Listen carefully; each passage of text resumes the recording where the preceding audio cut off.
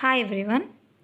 இந்த வீடியோவில் ப்ளவுஸில் எப்படி நம்ம 3/4 ஸ்லீவ் மார்க் பண்ணலாம் அப்படிங்கிறத பார்க்கலாம்.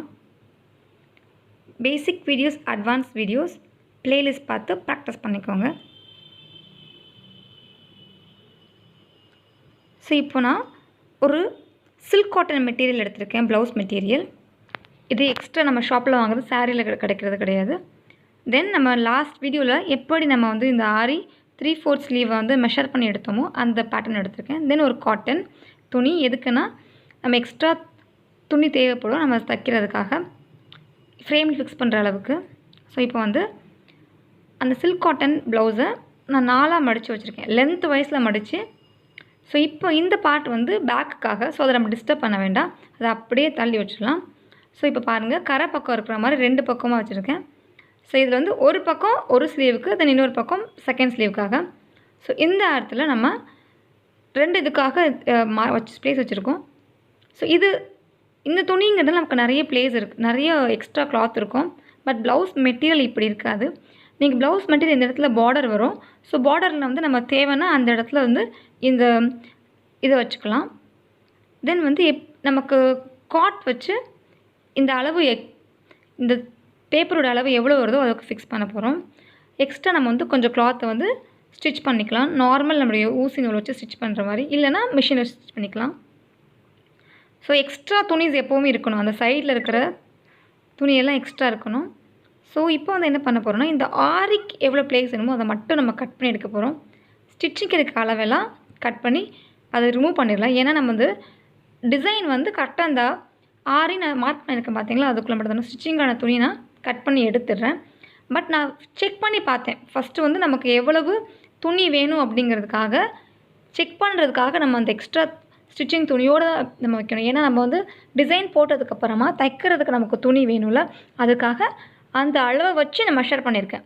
ஸோ நமக்கு மேலே, சைடில், கீழே எல்லாமே நமக்கு ஸ்பேஸ் இருந்தால் தான் நம்மளால் வந்து ஆரி முடிச்சதுக்கப்புறமா ஸ்டிச் பண்ண முடியும். அதுக்காக ஃபஸ்ட்டு நம்ம வந்து லைட்டாக மெஷர் பண்ணி பார்த்துட்டோம், காட்லையும் ஃபிக்ஸ் பண்ணி பார்த்துட்டோம் எவ்வளோ இருக்கிற மாதிரின்ட்டு. இப்போ வந்து ஃப்ரண்ட்லேயும் ஒரு 1/2 இன்ச் வந்து கட் பண்ணிக்கிறேன். ஏன்னா அந்த நம்முடைய ஹார்மோல் ஃப்ரண்ட்டில் வந்து கொஞ்சம் டெப்த்தாக இருக்கும், அதனால் இது கட் பண்ணி எடுத்துகிட்டு நம்ம ட்ரேஸ் பண்ண ஆரம்பிக்கலாம். ஸோ இதையே நம்ம வந்து ஒரு ஒயிட் கார்பன் பேப்பர் இல்லைனா வந்து ஒரு பட்டர் பேப்பரில் வச்சு பேட்டர்னாக நம்ம வந்து அதில் நம்மளோட ட்ராயிங் டிசைன்ஸ் எல்லாமே பண்ணலாம். ஸோ இந்த அளவு வச்சு தான் நம்ம இதுக்குள்ளே தான் நம்ம டிசைன்ஸ் எல்லாமே வரையணும். ஸோ இப்போ வந்து இந்த கிளாத்தில் நான் எப்படி மார்க் பண்ணி காமிக்கிறேன் பாருங்கள். ஸோ ஃபஸ்ட்டு வந்து கீழே ஒரு ஸ்கேல் அளவுக்கு நான் ஸ்பேஸ் விடுறேன். இது வந்து நம்ம பார்டர் இருந்துச்சுன்னா ஒரு 1/2 இன்ச் விட்டுருந்தால் போதும். இது வந்து எக்ஸ்ட்ரா துணி இருக்கிறதுனால வந்து நான் ஒரு ஸ்கேல் மீன்ஸ் 1 இன்ச் அளவுக்கு நான் வச்சுருக்கேன். தென் சென்டர் மார்க் பண்ண போகிறோம்.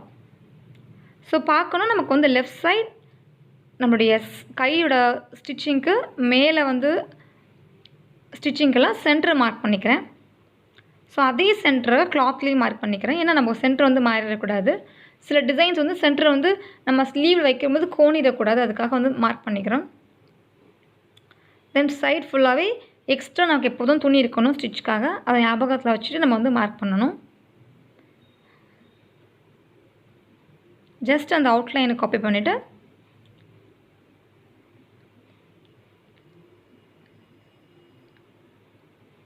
நம்ம ஸ்கேல் வச்சு சைட்லலாம் நம்ம லைன் போட்டு, ஸோ இந்த டிசைன் இந்த அளவுக்குள்ளே நம்ம வந்து டிசைன் பண்ணலாம். வேறு எக்ஸ்ட்ரா வந்து நம்முடைய டிசைன் ஒன்று கூட வெளியே போயிடக்கூடாது. எக்ஸாம்பிள் ஒரு பீட்ஸ் நம்ம எக்ஸ்ட்ரா வெளியே வச்சு இந்த அளவுக்கு வெளியே தாண்டி வச்சிட்டோம்னா அது வந்து நம்ம ஸ்டிச் பண்ணும்போது இடிக்கும், அதை நம்ம கட் பண்ணி எடுக்க வேண்டியது இருக்கும். அதே நேரத்தில் நம்ம போட்ட டிசைனும் வந்து இந்த அளவுக்கு மேலே போச்சுன்னா பாதி டிசைன் தான் நமக்கு ஸ்லீவில் தெரியும், பாதி டிசைன் தெரியாது.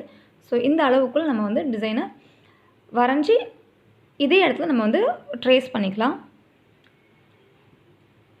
ஸோ இதை வந்து இப்படி மார்க் பண்ணிட்டு தான் பண்ணணும்ல, இதே இதை வந்து நம்ம ஒரு பட்டர் பேப்பரில் வச்சு காப்பி பண்ணிவிட்டு நமக்கு தேவையான டிசைன்ஸை வரைஞ்சி அதை டேரெக்டாக நம்ம வந்து ட்ராயிங் பண்ணிக்கலாம். ஸோ சைடில், மேலே, கீழே எல்லா இடத்துலையும் வந்து நம்ம கண்டிப்பாக ஸ்பேஸ் ஸ்டிச்சிங்காக வேணும்.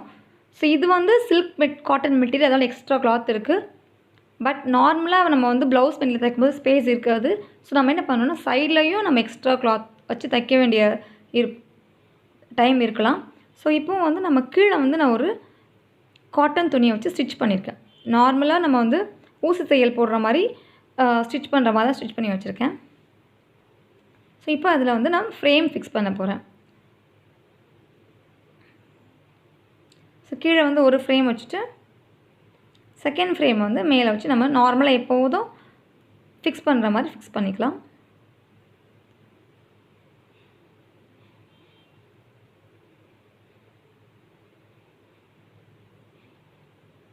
ஸோ இதுதான் எப்படி வந்து ஸ்லீவுக்கான மார்க்கிங் பண்ணுறது. இது ட்ரேசிங் பண்ணுறதுக்கு இதை அளவாக யூஸ் பண்ணி பட்டர் பேப்பரில் நமக்கு தேவையான டிசைன்ஸை சென்டர் மார்க் பண்ணி நம்ம ட்ராயிங் பண்ணிக்கலாம். தென் அதை அப்படியே எடுத்துகிட்டு வந்து நம்ம இதில் ட்ரேஸ் பண்ணிடலாம்.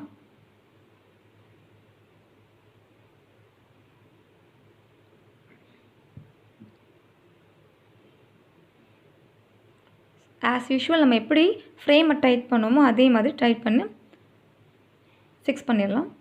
ஸோ இந்த ஸ்லீவோட லென்த் வந்து 11 அப்படிங்கிறதுனால இந்த ஃப்ரேமில் வந்து ஃபிக்ஸ் ஆச்சு. இதுவே நம்ம இதோட இன்னும் பெரிய லென்த் ஒரு 13, 12 இன்னும் நமக்கு ஸ்பேஸ் பற்றிருக்காது. இதோட அகலமான உடம்பு இருந்தாலும் இந்த ஸ்லீவ் பற்றிருக்காது. அப்போ நம்ம காட்டில் தான் போட்டாகணும்.